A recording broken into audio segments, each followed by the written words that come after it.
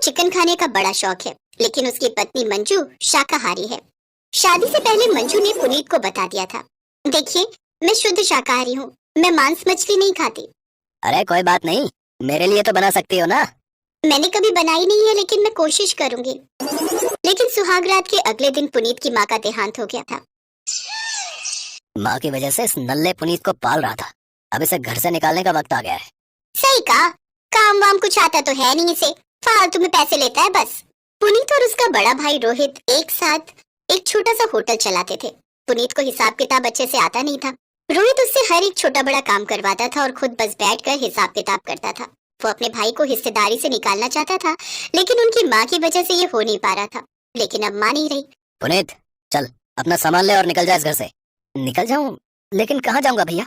अरे मुझे क्या पता, जहाँ मर्जी चला जा, लेकिन इस घर में तुझे और तेरी बीवी को जगह नहीं मिलेगी, समझा?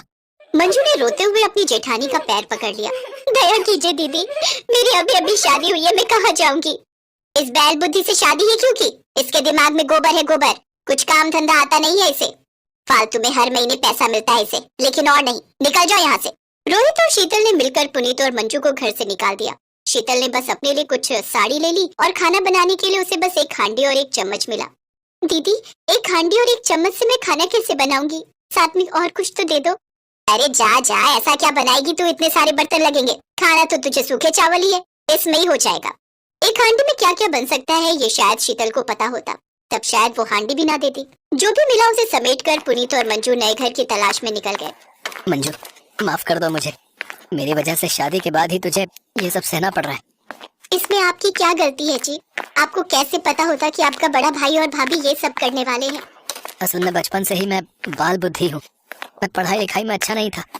भैया हमेशा मुझे डांटते थे, सिर्फ माँ मुझसे प्यार करती थी।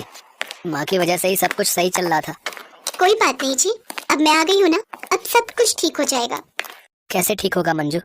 न मेरे पास पैसे हैं और ना ही घर, हम कहाँ रहेंगे? क्यों, फुटपाथ पर कितने सारे लोग रहते हैं, हम भी रहेंगे। और पैसा कहाँ से आएगा? अभी हम भीख मांगेंगे, बाद में देखा जाएगा। मंजू ने फुटपाथ पर लकड़ी और अपनी साड़ियों से एक तंबू जैसा बना लिया और उसी के अंदर दोनों रहने लगे। अगले दिन सुबह पति पत्नी भीख मांगने लगे। भगवान के नाम पे कुछ दे दो, भगवान तुम्हारा भला करेगा। हम बहुत गरीब हैं साहब, पैसे दे दो साहब। लेकिन दोनों जवान पति पत्नी को देखकर लोग बोलने लगे, ये देखो देखो इन्हें, इनको बस मुफ्त का खाना चाहिए, हाथ पैर सब कुछ ठीक ठाक चल रहा है। अरे भाई कोई काम क्यों नहीं करता तो है?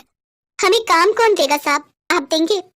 नहीं नहीं, मेरे पास काम नहीं है, लेकिन काम तो कहीं भी मिल जाएगा। बोलने के लिए तो बहुत कुछ बोला जा सकता है, लेकिन असली वक्त पर सभी कट लेते हैं। वो आदमी भी वहाँ से चला गया। लेकिन मंजू और पुनीत को अपना पेट भरना था। पास ही में बंटी नाम का 15 साल का लड़का भीख मांगता था। उससे मंजू और पुनीत की दोस्ती हो गई। बंटी कभी पाव तो कभी रोटी लाकर मंजू और पुनीत को खिलाने लगा। भाई ऐसे ही कोई भीख नहीं देता, उसके लिए एक्टिंग करनी पड़ती है, एक्टिंग। अच्छा वो कैसे? कभी लंगड़ा होने की एक्टिंग करो तो कभी अंधे होने की, मैं तो यही करता हूँ। पुनीत को ये आइडिया अच्छा लगा। अगले दिन पुनीत बंटी के साथ अंधा बनकर भीख मांगने गया और आज उसे पूरे 400 रुपए भीख में मिले। मंजू खुश हो गई। अरे बंटी, तुझ में तो बहुत अकल है, तेरी वजह से आज हमें इतना पैसा मिला। बोल तुझे क्या खाना है? मैंने बहुत दिनों से चिकन नहीं खाया। हाँ हाँ, मैंने भी बहुत दिनों से चिकन नहीं खाया, मैं चिकन लाता हूँ। लेकिन कढ़ाई नहीं है। अच्छा ठीक है, ले आइए, मैं कुछ जुगाड़ करती हूँ। पुनीत 1 किलो चिकन ले आया और मंजू लकड़ियों के चूल्हे पर हांडी चढ़ा देती है और उसने उसमें चिकन डाल दिया। हांडी में चिकन कैसे बनेगा? पता नहीं, कोशिश करती हूँ। और कुछ है भी तो नहीं। मंजू ने उसी के अंदर अदरक, लहसुन, नमक और सरसों का तेल, हल्दी और मिर्च डालकर अच्छे से मिला दिया और धीमी आंच पर पकाने लगी। घंटों भर चिकन पकने के बाद मंजू ने हांडी का ढक्कन खोला और उसमें से इतनी अच्छी स्मेल आई कि मंजू के मुंह में भी पानी आ गया। अरे वाह, मैंने जिंदगी में पहली बार चिकन बनाया है, स्मेल तो बढ़िया लग रही है। आज खा के भी देख लो मंजू, वैसे भी और कुछ नहीं है। मंजू ने जल्दी जल्दी चावल पकाया और तीनों ने मिलकर हांडी में बना हुआ चिकन खाया। अरे वाह, टेस्ट भी तो बढ़िया है। हाँ मंजू चाची, आपने क्या चिकन बनाया है? ऐसा चिकन मैंने कभी नहीं खाया। मैं भी।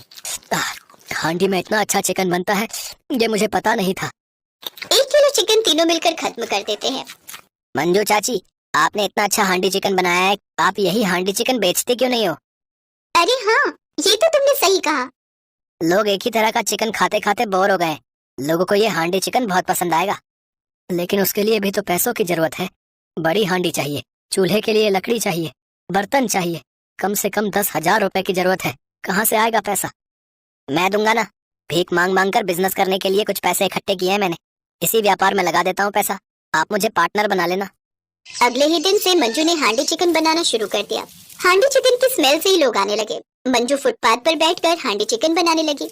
बंटी और पुनीत लोगों को खिलाने लगे। इसी तरह वो दुकान फुटपाथ हांडी चिकन के नाम से फेमस हो गई। जिस आदमी ने पुनीत और मंजू को कुछ काम करने की सलाह दी थी, वो एक दिन खाने आया और हांडी चिकन खाकर उसने बहुत तारीफ की। अरे वाह, तुम लोगों ने तो कमाल कर दिया भाई, है? बहुत स्वादिष्ट चिकन था ये। वाह। इसी तरह 1 साल के अंदर उन लोगों ने दुकान खड़ा कर दी। बंटी उन दोनों के साथ ही रहने लगा।